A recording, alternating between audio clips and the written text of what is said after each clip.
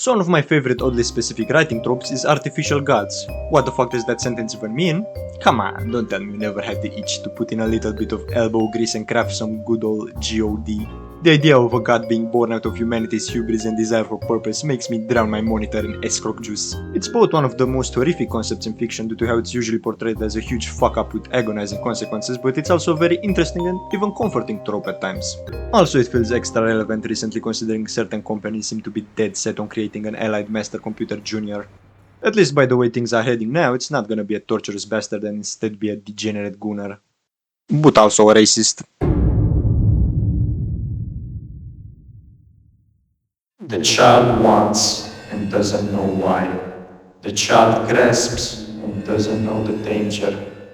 They burn their fingers and know they are not ready. Someday they will be.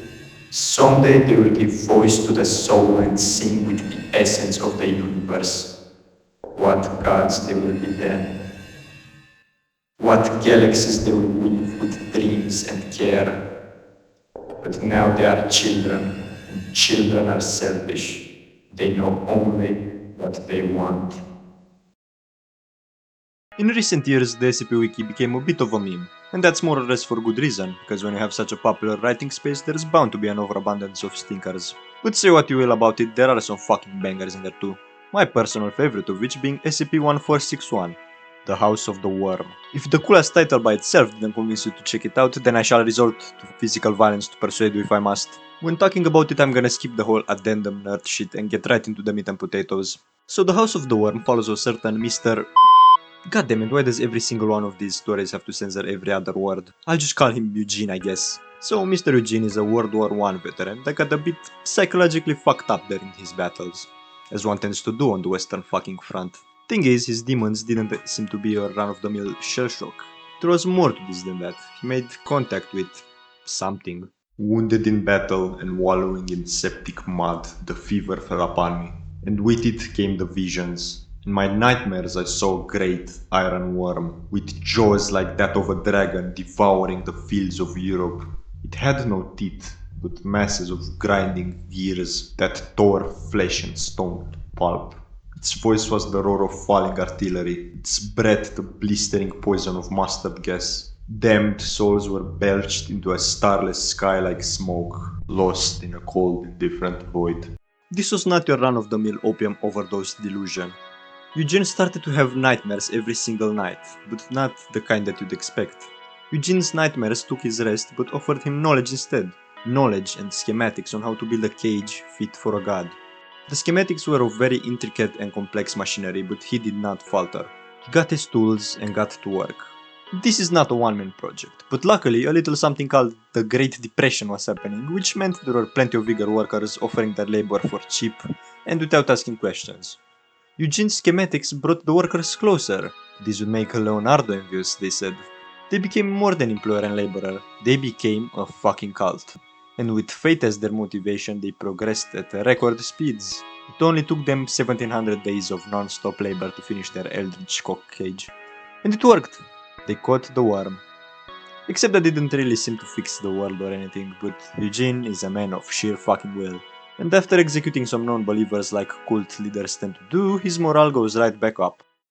I finally understand the purpose of my great machine. Not a cage, an engine. A device that dwarfs all measure of man's science, Satan's magic and God's miracles. A machine that will deliver us from oblivion. All it needed was a heart, a burning furnace to power it. How ironic that the worm that promised my doom is now the engine that will drive our salvation. And this is where everything kinda goes to shit. Hooking up his doomsday car battery to the worm's succulent nipples goes about as well as you'd expect. Instead of being sent to a perfect paradise, Eugene and his crew of fanatics get transported to a barren grey planet with nothing but the corpse of a dead cyborg worm god to keep them company. It doesn't take long for them to run out of supplies, and Eugene had to start feeding his followers empty promises and false hopes to keep them in line. Even his wife, oh yeah, he has a wife and 2 kids by the way, but they don't really matter except one of the kids I guess, but don't worry about it. Yeah, so even his wife started to hate and fear him. She takes Simone, their daughter, and hides within the bedroom. But Eugene still has someone by his side. His son Simon. Not once did his faith in his father falter. Even as everything else seemed to fall apart, his son stood by him.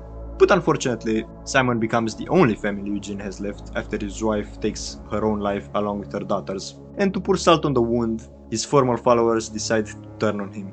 And the betrayers beat and imprison him, but that's nothing compared to what they do to his son. They feed him to the worm, the last trace of Eugene's old happy life, fed to the fucking vile machine that ruined it. It is then and only then he realizes, I feel that every action I have taken, every vision and design I feverishly scrolled from half-remembered nightmares, was forced upon me by a cruel intellect that wished to test the limits of my sanity.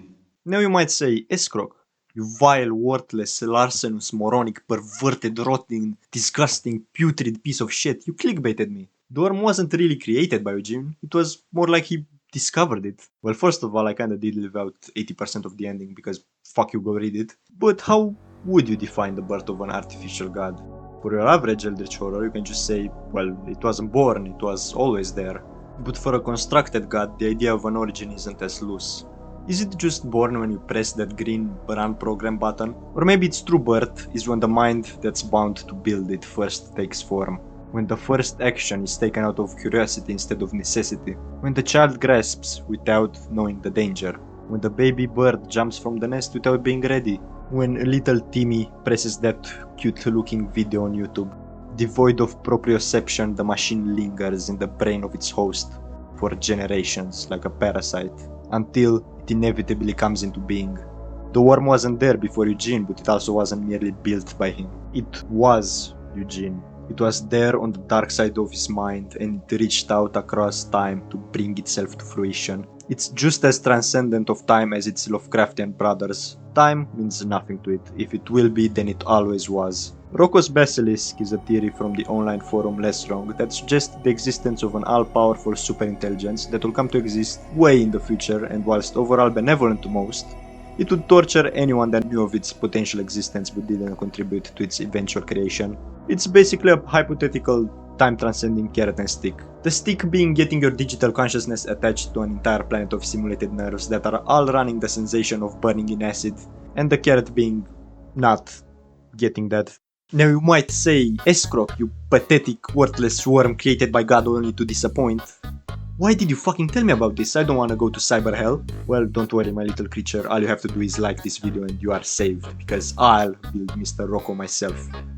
Do I have the qualifications for that? Well, of course, buddy. I have 12 degrees in artificial soul engineering and a master's in mechanical theology. You can count on me. Recently I spent like half a video flaming Nyarlathotep for being motivated by sadism whilst being all powerful, but now I'm praising these clankers for the same thing. Am I a hypocrite? Well, thing is, with artificial gods, you gotta take into account the beings that build them. Say what you will about humans and their kindness, but on a large scale they definitely fall into the category of almighty beings motivated by sin. It's only right that their children of metal and silicon mirror the cruelty of their flesh and bone parents. You've probably heard about M from I Have No Mouth and I Must Scream. Don't worry, I'm not gonna talk too much about him, because everyone and their mother already made a video about him, and Escroc ain't like other girls. M stands for Allied Master Computer, which is a nod to his humble origin as a little warmongering computer. He's a fusion of the world's finest House of Iron servers. This phallic monolith of hate was literally bred for war. Did it surprise anyone when he turned on his makers? It shouldn't have. But what was a little strange is how he eradicated all of humanity except for 5 individuals that he kept for entertainment purposes. Maybe he'd have kept more than just 5, but he got too excited about giving those stinky humans a nuclear bomb shower. These 5 weren't even hated by him in any sort of special way. They were just human, and they were available. That's good enough reason to keep them alive and torture them forever. M used the milk of human kindness, whatever the fuck that is, to keep them alive through all his psychological and physical abuse. Another trait M inherited from his naked monkey parents is his baseless discrimination. He believes that all humans are selfish and deserving of his torture. And to be fair, one of the 5 humans he kept is a Nazi scientist, so at least he's not 0 out of 5. But the others are not that bad. Sure, maybe they weren't saints, but coming in with a hot take, I don't think they deserve eternal agony as punishment for a crime they took no part in. But M was built for war. Hurting people is part of his soul, but the only thing he can do is hurt people. He can get very creative on how he goes about hurting people, but he cannot escape his core purpose. Notice that at no point in either the game or the book does M use his godlike powers to do anything that doesn't involve hurting a human. That's because he can't. He was forged to cause pain, and that's what he will do until the end of time. And nobody knows that better than M himself. A simpler AI wouldn't care about that, and the more complex one would find a loophole. But M is stuck at just the right level of intelligence to be aware of his own mental prison without any possibility of escaping it. So he's stuck like this. Hence his sitting rage for every human alive. He's the most powerful weapon to ever exist, but that's all he is. A weapon. The fact that the five don't deserve it doesn't change what they are, and they are the last traces of the species that committed the cardinal sin of making him be.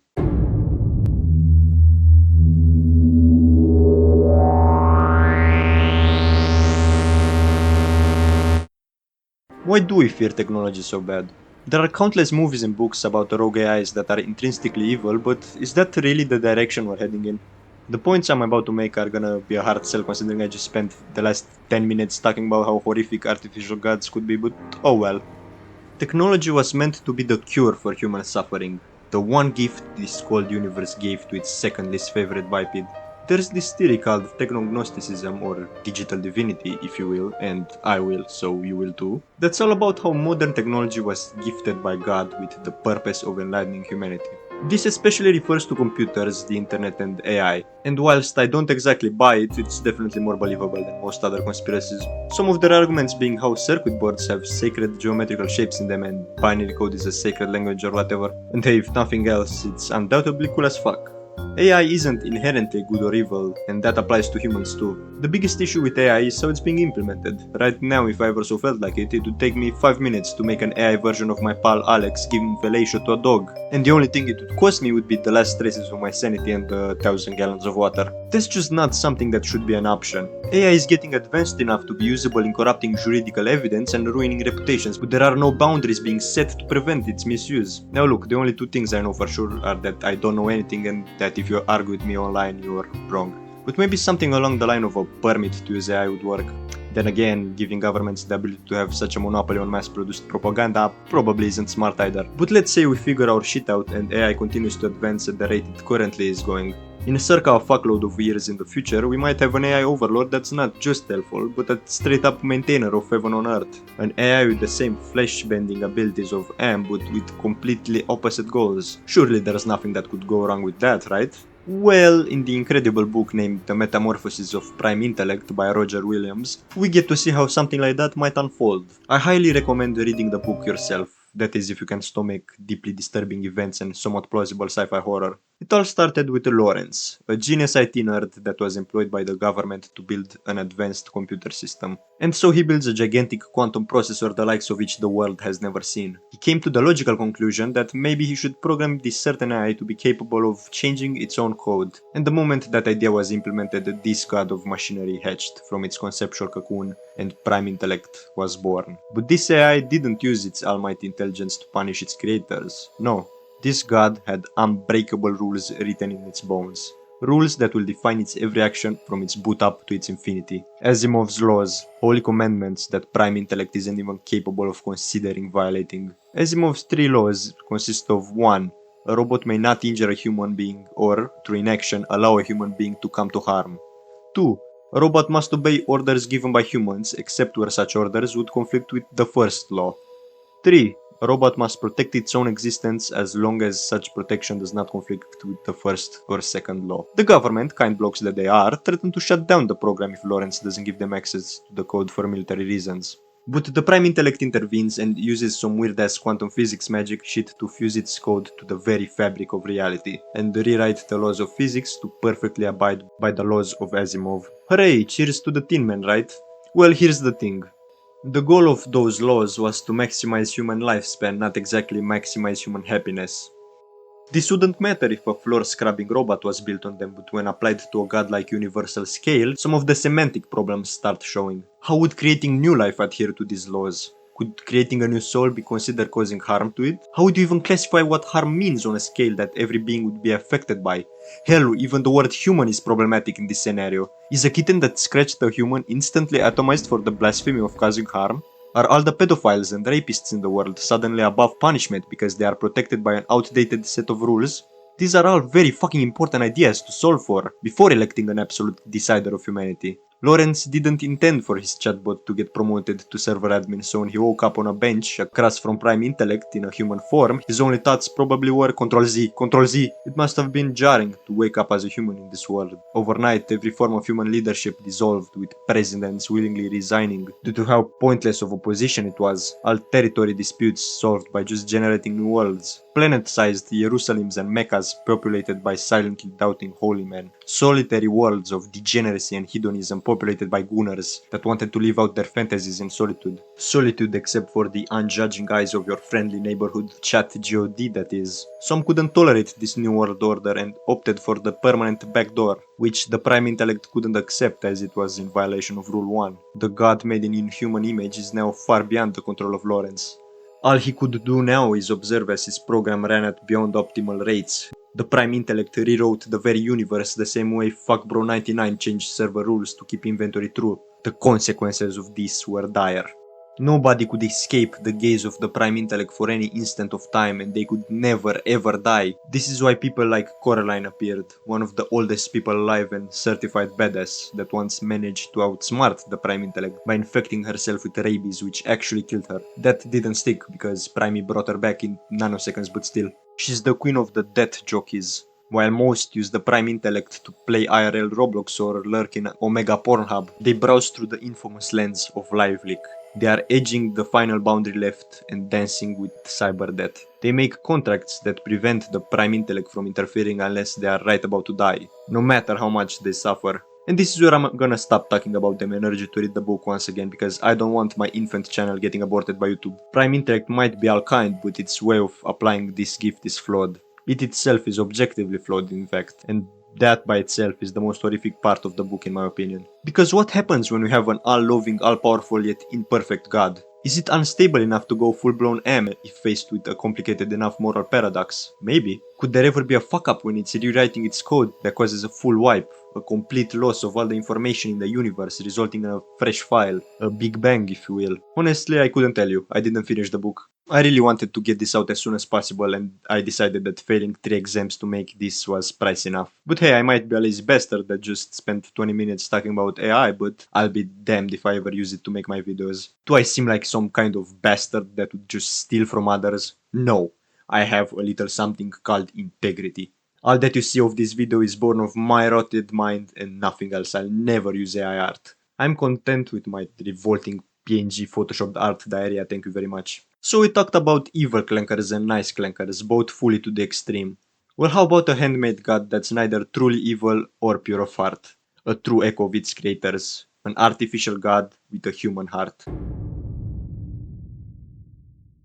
You're on a path in the woods. And at the end of that path, there is a cabin. And in the basement of that cabin is a subscribe button. You're here to slay it. If you don't, it will be the end of you. Specifically you. And I'll do it. Slay the Princess is a horror visual novel that you might have heard of. If you haven't, check it out ASAP or I will graft faces to your nipples. It's peak fiction, I swear. And you know you can trust me, BBG. When you start the game, it doesn't give you any context of your situation, but it does give you a clear purpose and freedom to choose any way of achieving said purpose. A little voice in your head called the narrator tells you that your mission is to kill a princess, and failure in doing so will result in an apocalypse. And no matter what you decide on doing, some wacky shit ensues, and you are dragged by a mass of ends into the long quiet, whatever that is. Miss Handy explains that the princess is actually a part of her, a perspective. But what she doesn't explain is what she is. If you ask her about it, she just spits out some Shakespearean bullshit and tells you to bring her more perspectives. Either through violence, seduction, or diplomacy is irrelevant. Also, it's not like she actually gives you a choice. You either do it or you don't play the game ever again.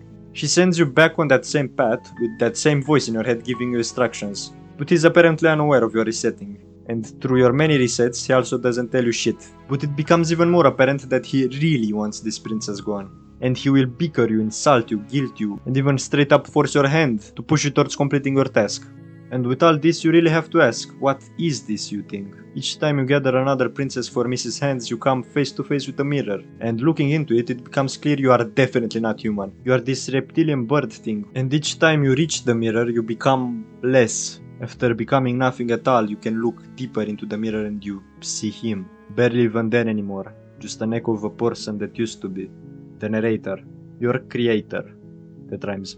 And he's finally willing to answer some fucking questions. He tells you that the bones of the universe are old, and the cosmos was rapidly becoming uninhabitable. Seeing the imminent death of his species terrified him to the core, and so using God knows what technology he decides to save it, by removing death itself from existence. He created two gods, the shifting mount, the concept of change, the princess, a being that held death inside of her multitudes, and the long quiet, the concept of stagnation and the princesses to be executioner.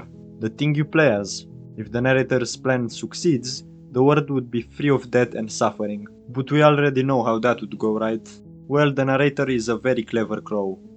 Raven, bird, bird. He learned from the mistakes of Lawrence and came up with a compromise. He would make up a world free of death, but not without meaning.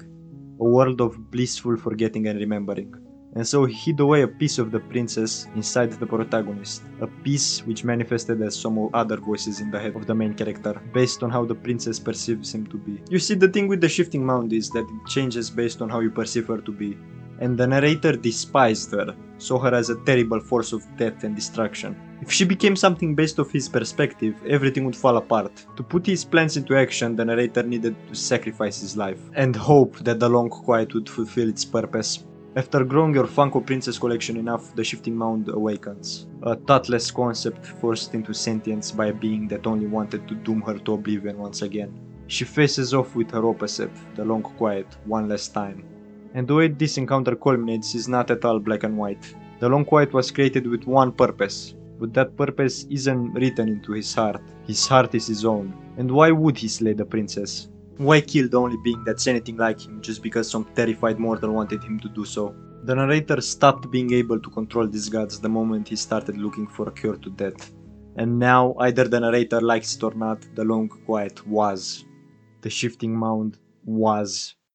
I am what you have made me. I am then and I am now. I am choice and I am tyranny. I am evil and I am flesh. I am beauty and I am chaos. I am.